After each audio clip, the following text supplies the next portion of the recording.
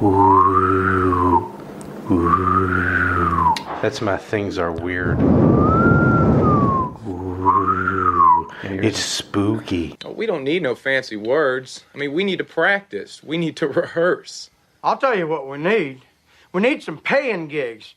We don't need this messing around, first one patio and then another, and that's ridiculous. Amen. We don't got no goddamn band. We don't need to fucking practice with you.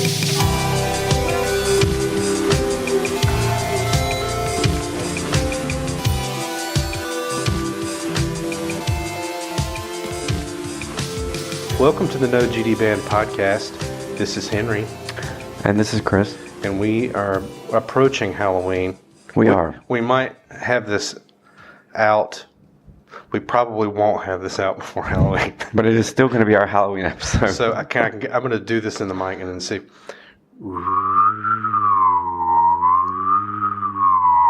That's my spooky Howley whistle. Bit. Nobody does that I know of. A spooky Howley whistle bit? Mm-hmm, like it's got a buzz in there. How do you... I don't even know how to do that one. I know, I can't do it. I can't articulate it's like how it's done. It's a buzz and a whistle. And there's lots of spooky shit going on. One of them has to do with a journalist. Yes. Getting hacked up. I mean, it sounds like the shit out of a horror movie. It does. Like a real horror movie. I think that's what's interesting about it to me is I was interested with the macabre fact pattern. Yeah. And you were more interested in the political ramification. Psychologically, and I want to avoid the idea of guys in a room hacking somebody up with a bone saw in real life. Well, that sounds like just movie shit that I want to forget is real. Well, at least that was probably post-mortem. Let's hope so. They probably shot him and then hacked him up. What's the point of that? What is to take his body parts away, does that say something? Well, what it says is within 48 hours, the Turkish police were finally allowed in to search, and there wouldn't be anything to find. They wouldn't find anything, right? Because of the body parts. The embassy, they can't search bags, right?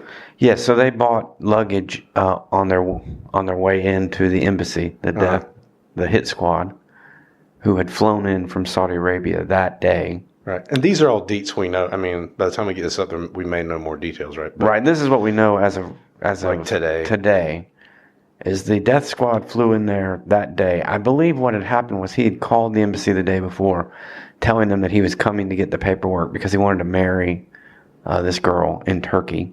Oh, and he called to let them know because he was a little bit afraid that they might detain him because he had said recently some whoever the ruling prince of Saudi Arabia is, some stuff that was anti him. So he was trying to put the feelers out that he was coming in to get this stuff. I don't think, except for the fact that he was madly in love with this girl and wanted to marry her, he would even have risked going in the embassy, but he needed the paperwork. So basically what he did was he gave the Saudi Arabian government time to fly a hit squad in there in the morning. The videotape shows he and his girlfriend, fiance, walking up to the embassy. He goes in, and what we think happens, because the death squad, we know that the death squad, when they landed in Turkey, went from the airport straight to a place to buy luggage, and then to the embassy. Then after they entered the embassy, he entered the embassy, and within 5 hours, they left the embassy with a bunch of luggage. And they also bought a bone saw. She was outside? She was outside. So he was in there for 5 hours, and she just said nothing? No, he gave her a number to call. So here, Henry, are kind of the facts as I know them from reading about this in the New York Times. So the guy calls the embassy. I believe he called them the day before because he had some fears about going in there because he'd said some bad things or negative things about the Saudi prince. Right. He needed to get some paperwork so that he could get married, prove his identity and all that, so he could get married in Turkey to I believe it's a Turkish national. So he kind of gave the Saudi embassy a heads up that he was coming.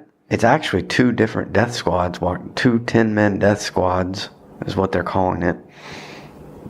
Flew in that morning from Saudi Arabia the next morning before he arrived. He and his girlfriend show up at the door. He enters. She waits outside.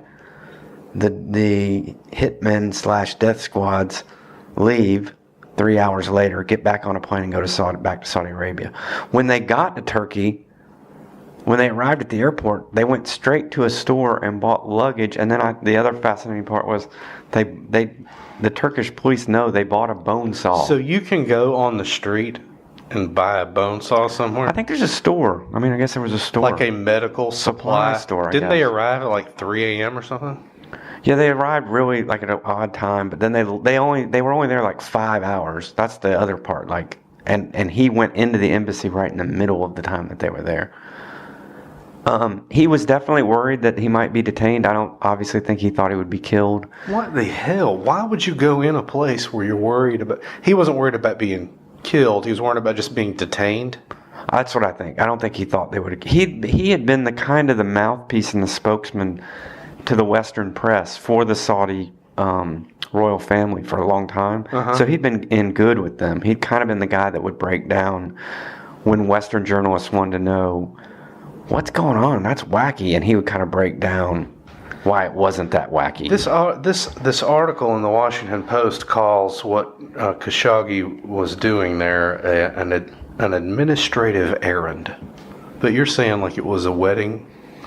From what license? the New York Times says, to get a marriage certificate in Turkey, he had to prove that he was a citizen of Saudi Arabia or whatever. So he was trying to get his birth certificate. He's trying to do that. Yeah. That's why his fiancée was with him. Let's not stay too... Anyway, to be continued. I guess I'm drawing a line between that horror show and actual Halloween, which is... Yeah, killing and chopping up a dude inside an embassy, which is like a small building, while the guy's fiancée waits outside for him to come out the front. And then they probably walked... the same building. And then they probably walked out in front of her with him in suitcases after they put him in... Right. Chopped him up and put him in a suitcase and walked right by her while she's waiting for him. His head?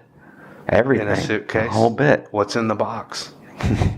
What's in the box? That's awful. That's awful to think of it. Yeah, that's Halloween right there. Moving right along, something equally horrific. I went to check out this book.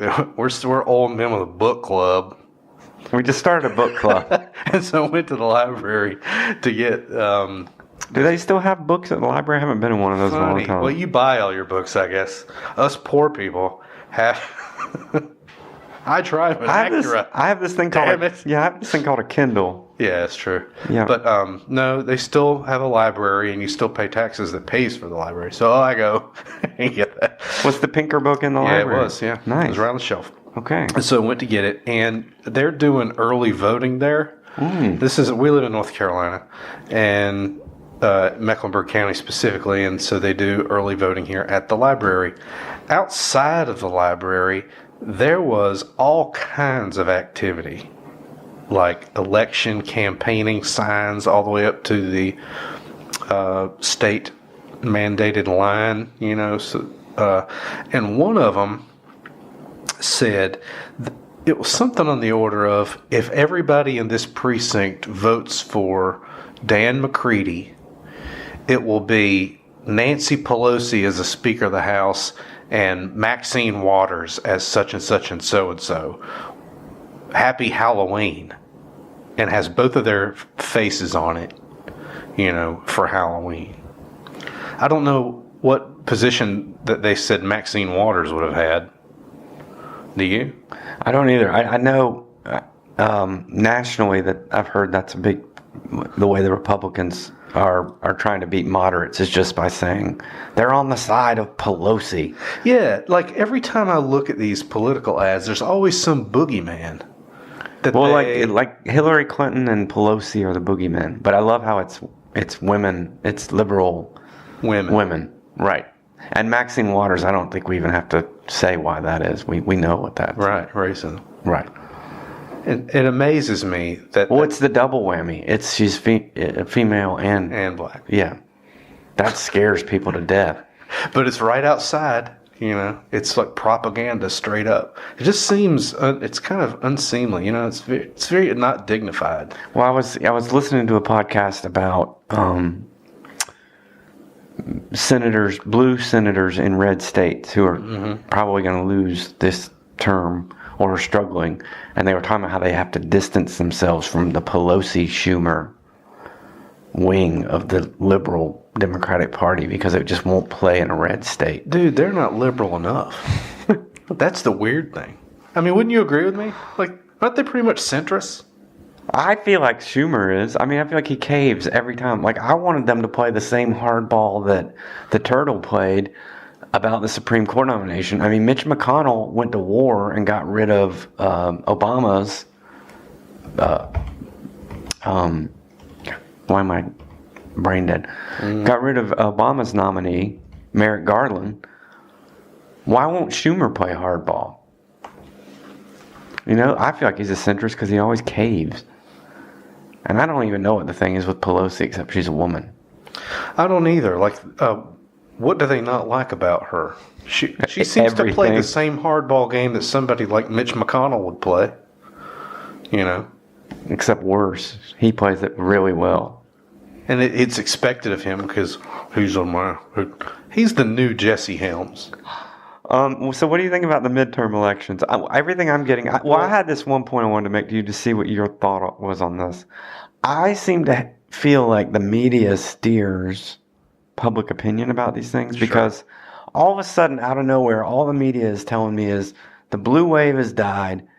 The Dems are going to take the House, but they're going to lose... the Senate. Not just lose the Senate, they're going to lose seats in the Senate. And it's because this backlashing red wave. And I'm sitting there thinking, the only reason that's in my mind is because you motherfuckers put it in our mind. They got nothing, man. The thing, after the Trump election, I don't trust the pollsters anymore. I don't trust that they can get an accurate data set in front of their face. Right. I don't know. We have too many people who live in places they can't reach, right? Like that aren't on the map, that are off social media, that are that have only cell phones.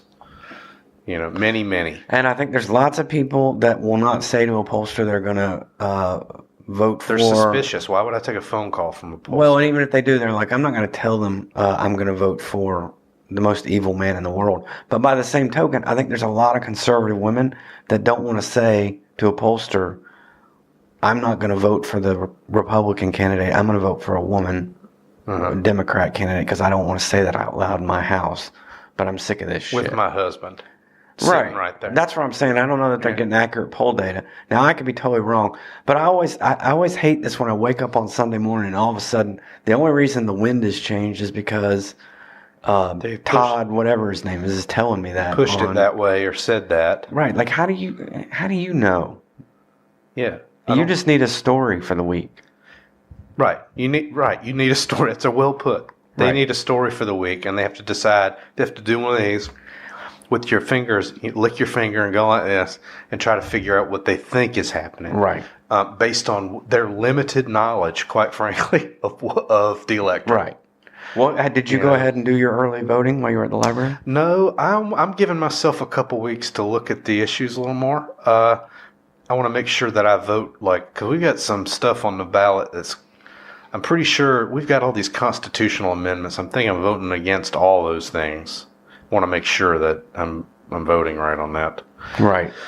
I need to look into that too. Because all the liberal positions, I believe, on this is against any amendments to the Constitution because it takes power away from the governor's office. And if it's an amendment that's being put to the vote, it had to have been approved by the conservative legislature because they own the legislature. So you probably on its face want to vote against it. Some of these votes aren't tied to party lines, so I need to make sure that I'm looking at the guy. I've spent a lot of time this year listening to podcasts that deal with the way the justice system works. And so that's got my interest. I want to make sure I'm not accidentally voting for... I have a tendency to vote for females if I don't know the issue very well. I just need to be damn careful about that. Well, I said in the last episode, I edited it today, and I kind of feel bad about what I said because I feel like I was so let down by Republican women in this whole Kavanaugh thing.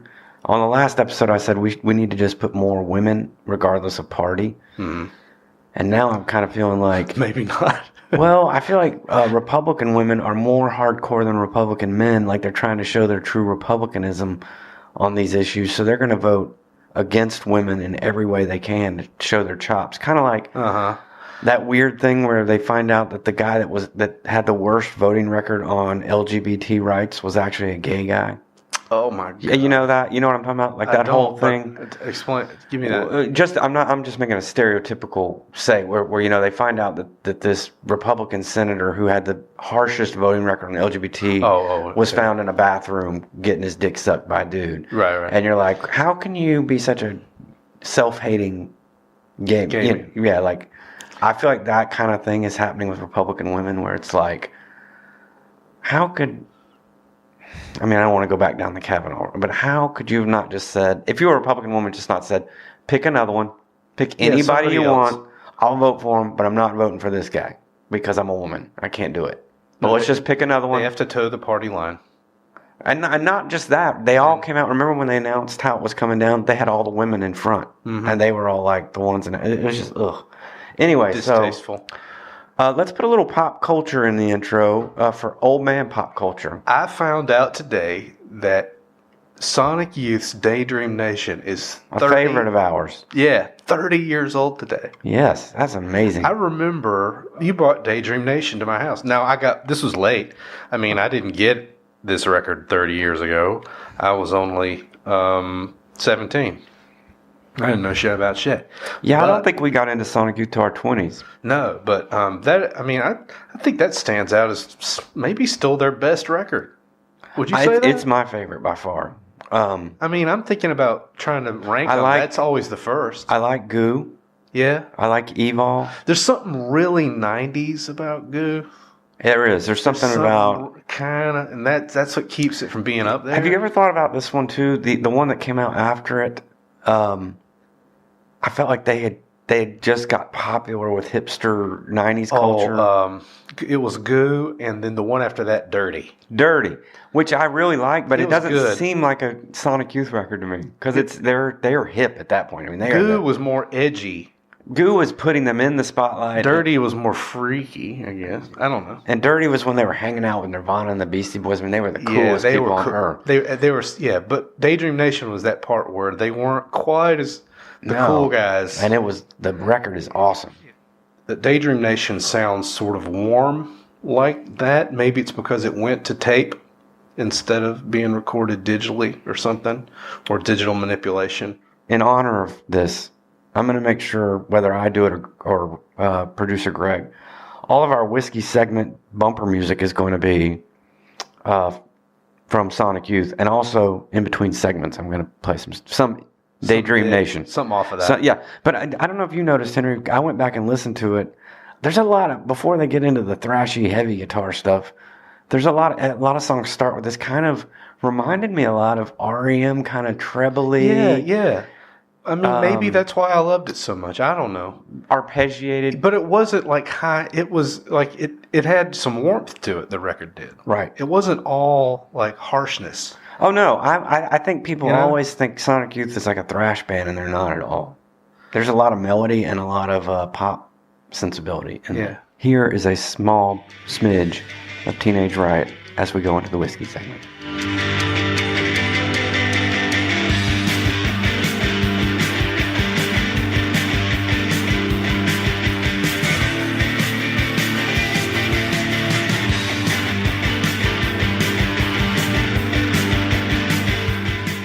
All right, Henry, are we just going to come clean? Yeah, we're going to come clean. Look, we're revisiting a whiskey bottle. You know, these things are kind of, you can't do this forever. And quite frankly, we ate dinner together before we came over here, and we looked at each other like, do you need to buy another bottle? We've got plenty of whiskey to drink. Yeah, we don't drink except during the podcast. We don't really drink a lot of whiskey, so we have a backlog of whiskeys left over. Now, most of them are the ones we didn't like, but this one is the same whiskey we drank the last episode, which we did like. We just only got halfway through the bottle. Not even that. Not even that, yeah. So it's West Cork. Yep, it's West Cork bourbon. Which is the first blended It's a classic, that I like. It is a classic blend Irish whiskey. And I hate blends. But Normally. you like this. I liked it, It yeah. combines the fine. Aren't they all the finest? They always Has say anybody that. ever done an honest label of a whiskey? Like, this is the best we could do. I think we'll have to, at some point, buy some Fighting Cock and see what the label says. Please don't buy Fighting Cock. Jesus. Don't. I mean, I bet the word finest is not on the bottle anywhere. we're going to have to come up with one and call it JYD. That's a whole episode. We'll just save that. That's a whole episode. All right, let's make a drink. All right, let's have a drink of West Cork. And also, by the way, sports fans, this is a little bit more of Teenage Riot by Sonic Youth from Daydream Nation.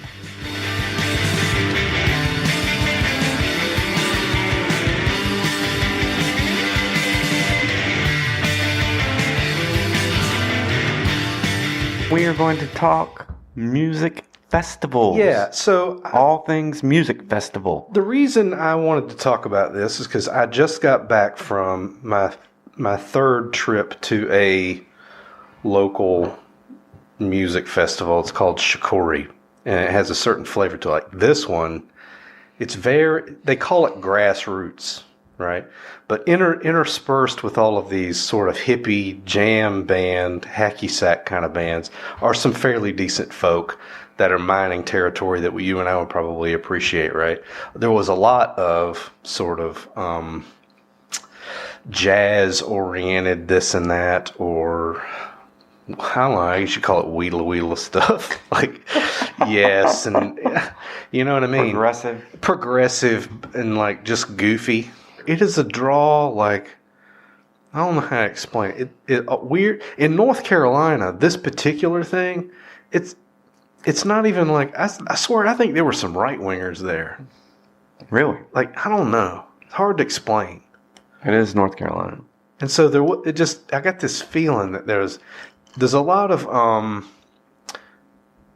different kinds of people. Some people were there for, espousing freedom and happiness and all that. When I first got there, okay, I took my new camper, and I got there, and one of the first things that people would say to me was, first of all, they were very good about helping me pull my thing in and helping me get situated. That's because they wanted to use your. That's because they wanted to use Right.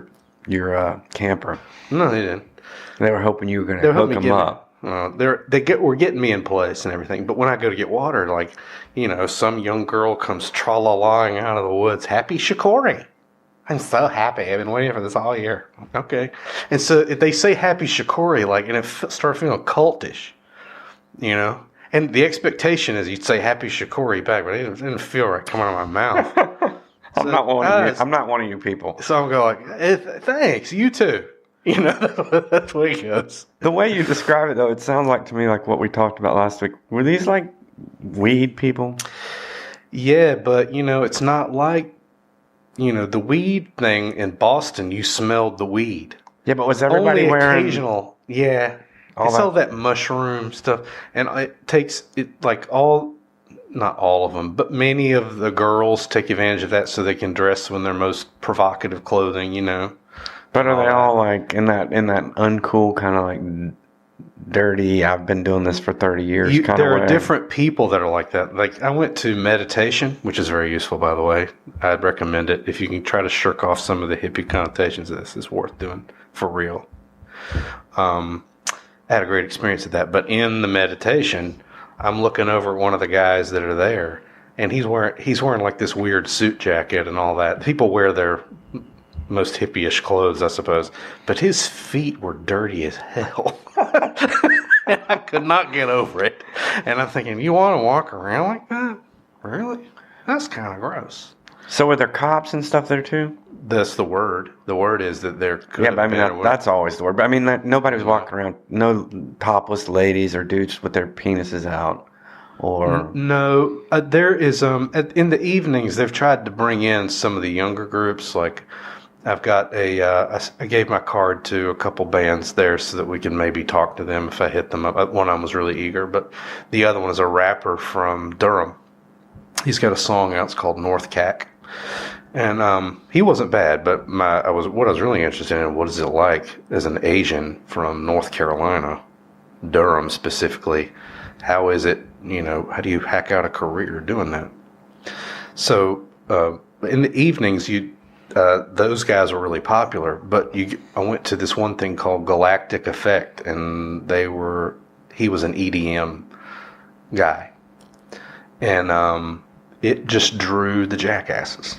I got to tell you, like the front, I was really into the music because it was like the first sort of listenable thing from that stage that I'd heard in a few hours, and but there was a lot of jockeying around, and there was a lot of like, you could tell that they were trying to congregate around the girls, trying to kind of cop a feel, and that really kind of made me feel like shit. So I started backing away. I imagine that thing exists now in all of these places, like Lollapalooza, Bonnaroo. I don't remember that culture existing at the Weenie Roast. Was I just too stupid to know? Like, remember that was the all-day show? Was the bro culture like really hardcore then? I don't remember it being like No, I don't remember it being near that level. Like, again, I think generationally, I think when we were coming up, you were trying to you tried to out apathetic the next guy. You weren't like trying to muscle up on girls. You were trying to be the cool guy that no one. You were trying to be James Dean. Like, right. You were trying to look mysterious and complicated. I remember wanting to look like that. You didn't really want to like. The enemy was the guys that would walk up and be like, "Hey, dude." Just the precursor to emo. Yeah, pretty much. Just before emo. Just emo. Which I don't think it worked for any of us really, but speak for yourself. I'm still James Dean. But yeah, that was the local version. I guess the biggest festival we ever went to or participated in was Lollapalooza. And I mean participated in, I meant go to. I didn't mean like played in. But yeah, Lollapalooza. I liked Lollapalooza because in the early days because of all the ancillary stuff. That's the first time I had been to and back in those days it was still a one-day event, but that was the first time I'd been to something where there was like multiple options at the same time. So I didn't have to watch the Red Hot Chili Peppers if I didn't want to, because there was something going on one of the other little stages. Mm-hmm. So I liked that choice. The highlight of my first South by Southwest. You mean Lollapalooza? Lollapalooza, I'm sorry. Yeah. It was Henry getting sick and almost passing out at the Jim Rose Circus of Freaks performance. That was my Jim favorite Rose Circus sideshow. Henry and I were watching Jim Rose, and it was Jorgensen from Ministry who came on the Jim Rose stage at the end and drank the puke that the other guy had puked up. That's what it was. And the reason that he was on the stage at the Jim Rose Circus of Freaks was Ministry refused to play before dark. Mm. And so they were waiting for it to be dark. As they should have. And so this one guy was like drinking motor oil and all this crazy stuff, and like and then he barfed it up, and Jorgensen from Ministry came out and drank the barf. I'm sure he went backstage and barfed it back up, but when he did that, Henry got sick. Ladies and gentlemen, I don't get love, kindness, and consideration. What I get, really, is pointing and laughing. That's as appropriate. That's not true at all, by the way. That's how we show it. Chris really did run and fetch me water. I did. He helped me get up. I'm bullshitting about all that. And also, Henry, within 15 minutes, Henry was fine because he really enjoyed. Me and you probably liked the Ministry set more than any person in there. Yeah, there was something weird. Why? Remember they were showing all those crazy photos behind them, like flashing all these scenes. And he had a skateboard with a skeleton on it. Right. I forgot. And he would still across the stage. I remember he had like 3 guitar players that just stood in a line. We had a ball. Let me tell you this. 93, Henry. 92, there was a roof. Yep. 93 was just at the fairgrounds. It was hot as fucking balls. I bet. I lost a shoe there too, by the way. So what they started doing was they started spraying water hoses off the stage onto the crowd because it was so hot. Yeah. And it was just pure mud. So by the time Fishbone got started, it was about a foot of mud. And this is back, our generation did this dumb mosh pit stuff. I didn't go in the mosh pit. I was right on the edge of it. Right. And some guy just grabbed me as he went by. And I took a step into the mosh pit and stepped back out. And my shoe didn't come back out. Damn. And so I was there on a date with a girl. So I had to stand with one shoe for another 2 hours with just one shoe on. Because, you know, the things we do for potential love. You could not cut and run. I couldn't cut and run. She wanted to see the show, Chris. She wanted to see the whole show, so I had to stand there with one bare foot. My cool little Adidas shell toe. Damn, you lost that shoe? Sambas or whatever they were called. Yeah, I lost one, Henry. I had the good fortune to play one South by Southwest. Did you get to see much of it? What's it like from that perspective? Let me just tell you, if you ever, as a person out there, get the chance to play South by Southwest, the best part of playing South by Southwest is you get this killer wristband. You get a wristband that allows you to go anywhere, see any band, and skip all the lines. It's a magic pass? It's a magic pass. The show we played one set at this little bar in the middle of an afternoon, and there were like 4 people there. Uh-huh. The rest of the time, I was just going to see every band I wanted to see, and I didn't have to wait in line. I would just I was big timing people. So like when I went to see Thurston Moore do an acoustic set, the line was like 20 deep around the corner. And I just walked by the line, and people in the line were cussing me. People in the line were like, fuck you, guy. And they were like, I've been standing here for 3 hours. I've missed a bunch of bands. I was like, I just came from the Walkman. I just checked out the Walkman set. Now I'm going to see Thurston Moore play acoustic. Boom. Just walked in. I got to see so much shit by the last day. I was like, another great show. I'm not going to go see Iggy Pop over at Stubbs. I got to walk all the way over to Stubbs. It becomes like this wealth of like. It's just too much. It's like, yeah. I just came out of Spoon, and that's like, now I got to walk over and see Iggy Pop. Can I take a break? I have to go see Iggy Pop. Oh right. My God. So, man, the Magic Pass was unbelievable because what I observed is most people were standing in lines all day. That's all they were doing. It's a deeply unpleasant experience for the rest of those people, you think? Unless you were really into obscure bands and you knew. The other funny thing was there was a girl in the band I played in who was like 25. Uh-huh. The rest of us were like 35. Uh-huh. And we all made a list because we had time. Anyway, we all made lists of what we wanted to see. I didn't recognize one band on her list, and I was like, this is a joke. Why are you even going to see this stuff? 3 years later, and basically if you'd have been a regular person, you could have walked into most of these shows, but she got to see like Animal Collective, Battles. She got to see, I was trying to think, there were 2 other bands. Oh, Grizzly Bear, like when they first started. Wow. She got to see all this stuff, and those shows you could have just walked in. They were like our show, where it was just at the club, and if you'd have walked in off the street, you could have watched it. Like 4 people. Right, so if you were really in the know, you could, but otherwise, if you wanted to go see Damon Albarn in The Good, the Bad, and the whatever that was called, you would not have gotten in. You wouldn't have gotten in unless if you had to pick and choose. Like if you wanted to go see Spoon, you weren't going to get to see Thurston Moore. So to have the greatest experience, we need to do a record and get booked. And then enjoy the or be concert. A baller and just say how much does it cost to get a magic wristband? Because I'm sure they were selling them to high rollers. There's no way. You just got a performer pass. It was awesome. It was so right. Awesome. I mean, it has to be. You don't get like the Disney. You can't just pay for that. I bet. I did learn at that I'm not like cut out for festivals. So another one on our list is Bonnaroo. I've considered trying to go. The South by Southwest experience taught me that by my 3rd day of music, I know we're joking about it, I literally was like burnt out to the point where if you just said, Paul Simon's going to do Graceland for 20 people and you've got the Magic Pass over here at this club, I'd have been like, man, so I am tired. I just saw a lamb chop. I don't want to. In Austin, was there a lot of walking?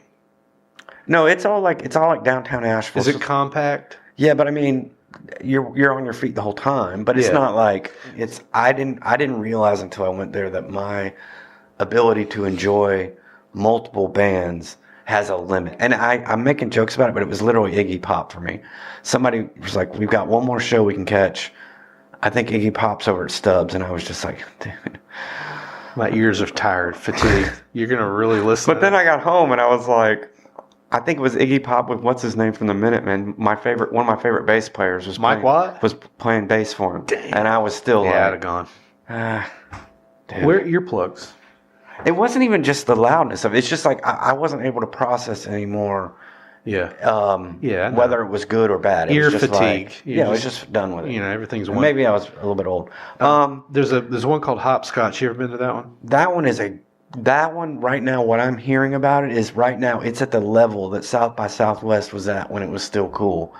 It's growing outrageously, but I don't know if you saw the last year's lineup, but they have got all the great indie bands. So I think, I haven't been, but I think I want to go really bad next year, at least to one day, because it's really up and coming festival. I want to. It's in Raleigh, North Carolina. For those it's of you not that far aren't away. I around. was thinking about if there's a camping option, or if I got to go get.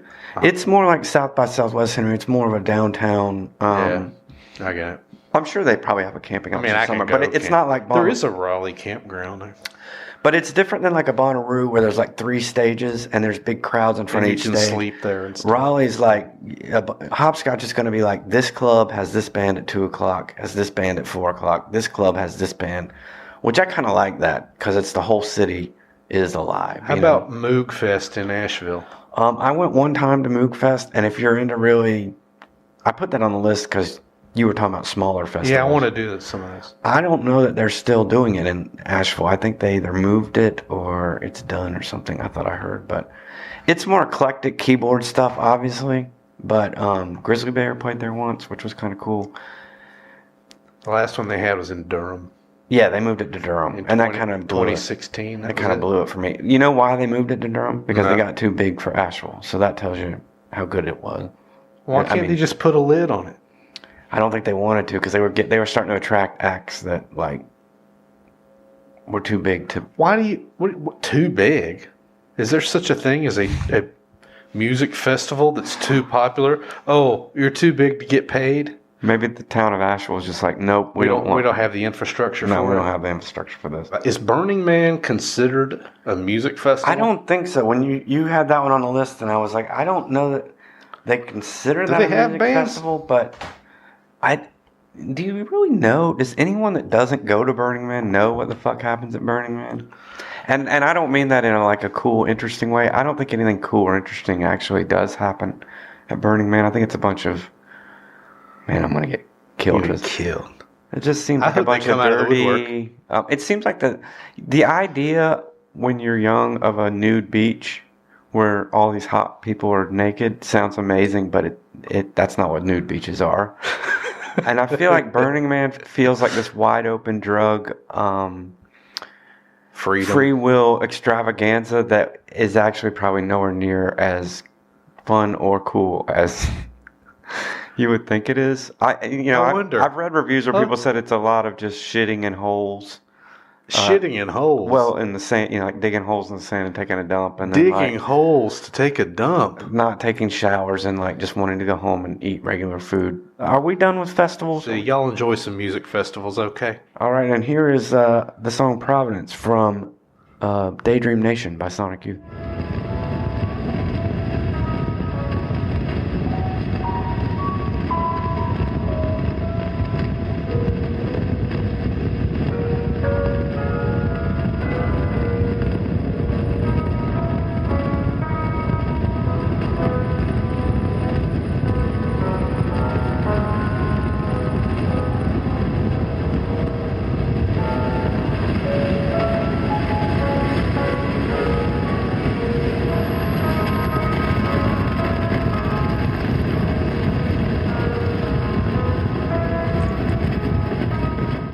So, we're going to spend this current events talking about records and books.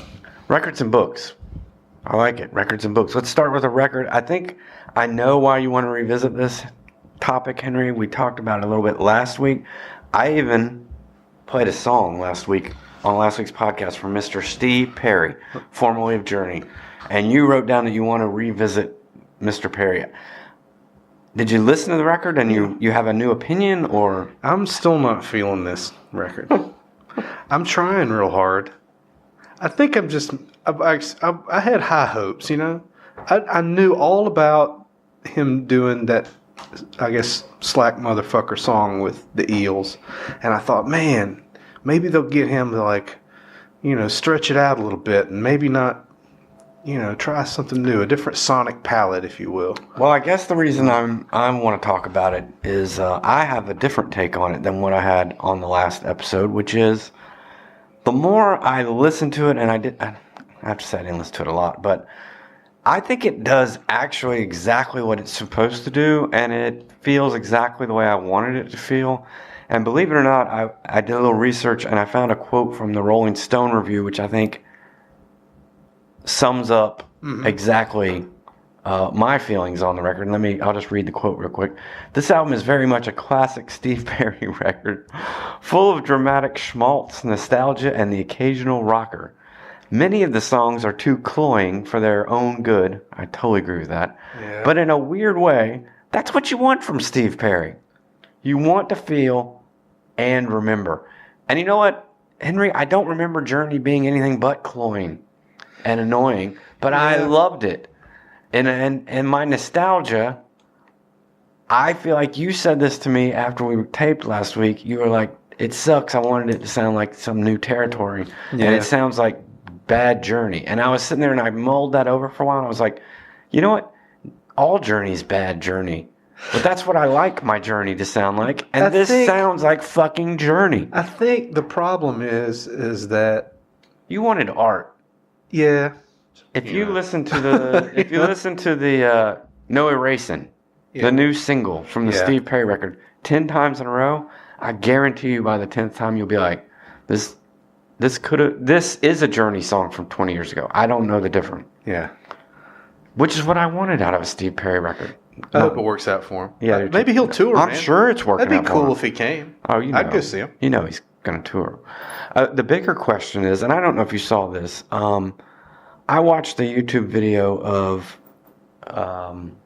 Fleetwood Mac doing The Chain with the new lineup. What? And I haven't seen this. What's his name from? Not the guitar player. What's the guy from Crowded House? Neil Finn. He sings just fucking like Lindsey. No way. I was like, holy shit, he's pulling it off. Your boy from Heartbreakers was not pulling it off. Oh, really? I mean, he's playing fine, but he does not play like Lindsey Buckingham because nobody finger picks like him. Yeah.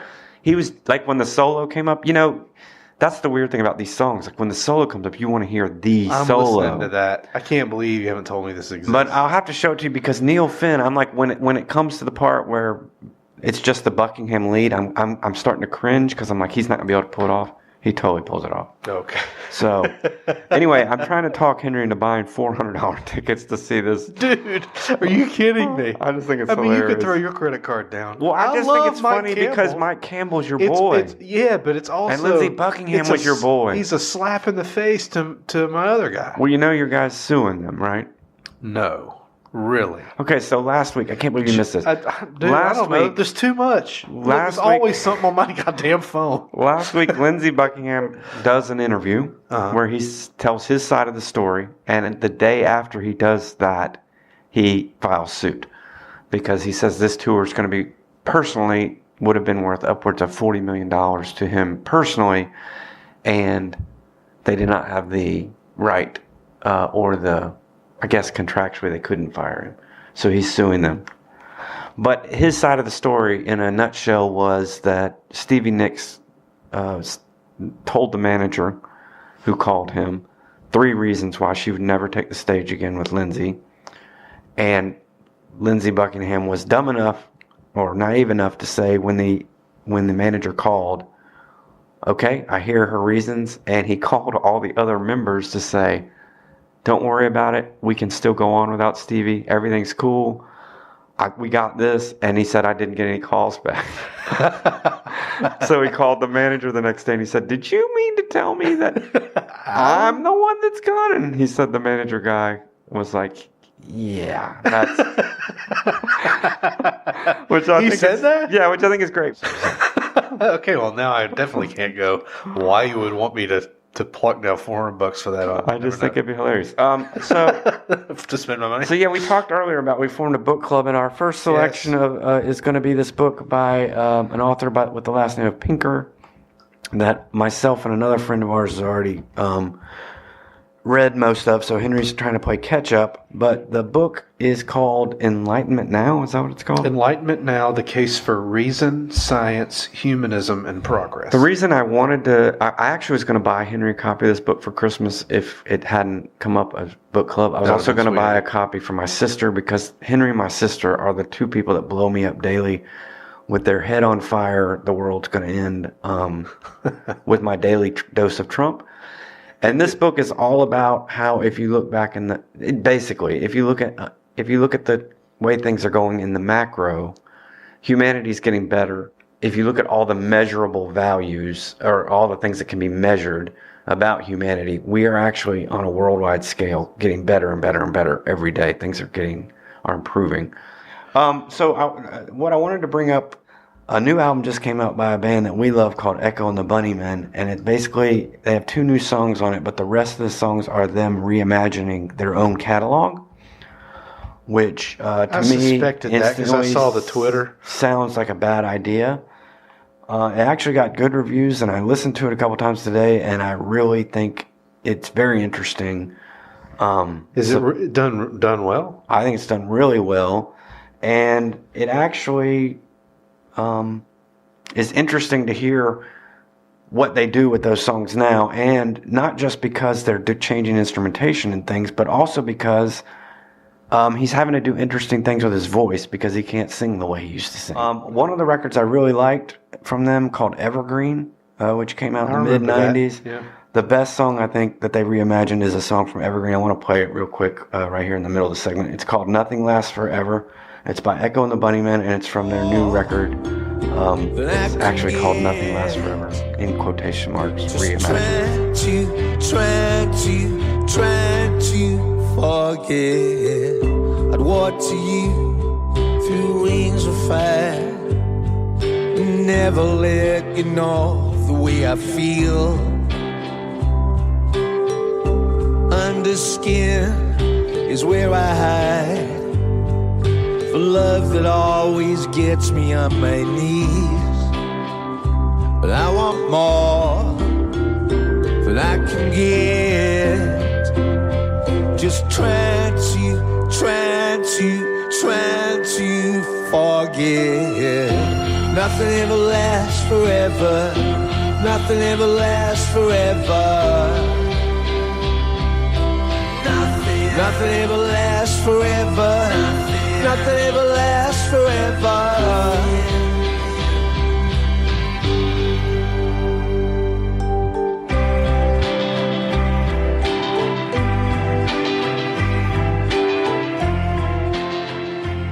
All right, that was Nothing Lasts Forever.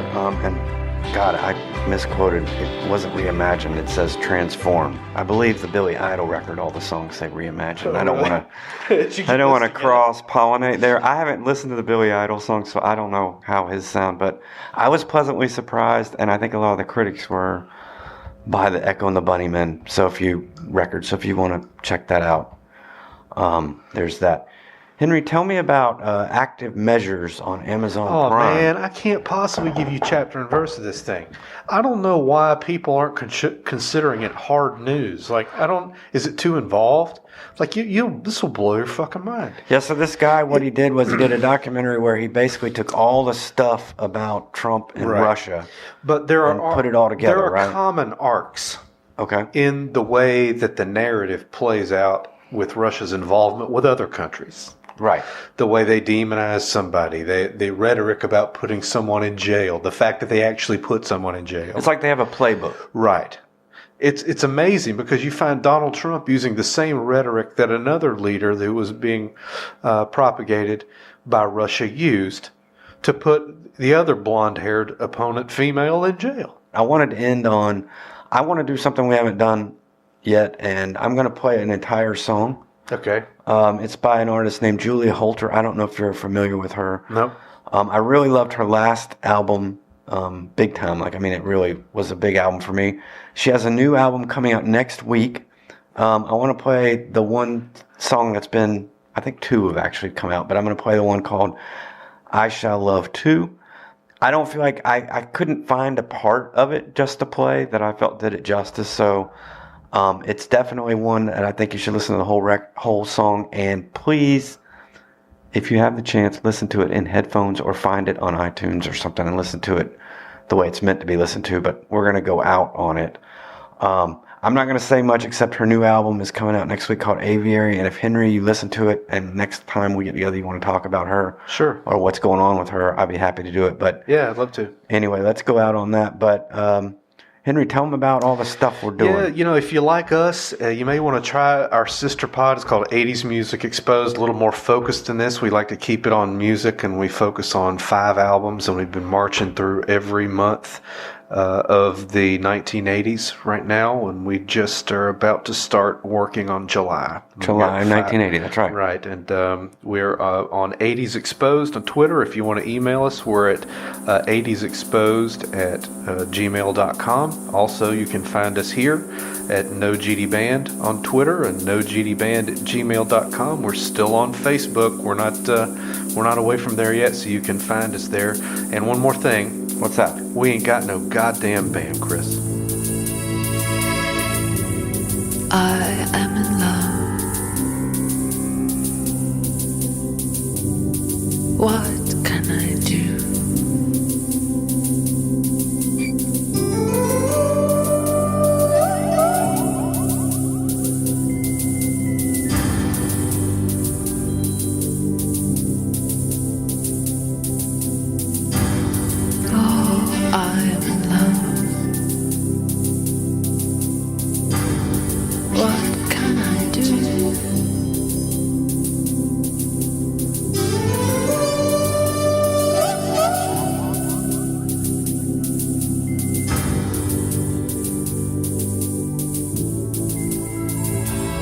That is all, there's nothing else.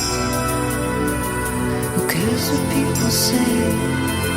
Who cares what people say?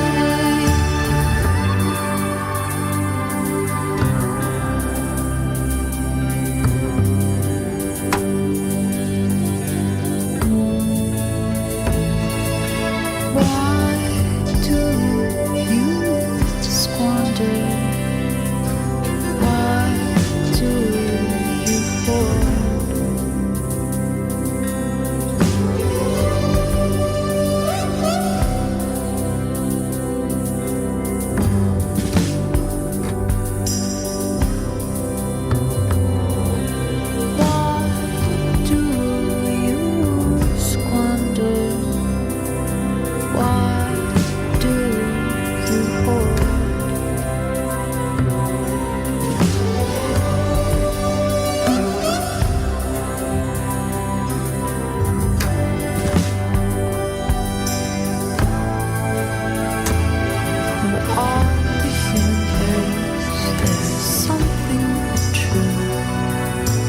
Do the